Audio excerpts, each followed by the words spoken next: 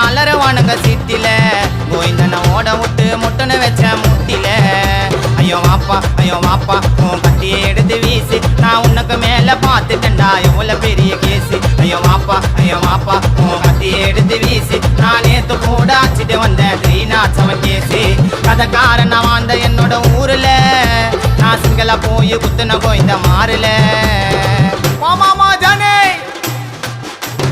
இரண்டு மனம் வேண்டும் அந்த இறைவனிடம் கேட்டு மறந்து வாழ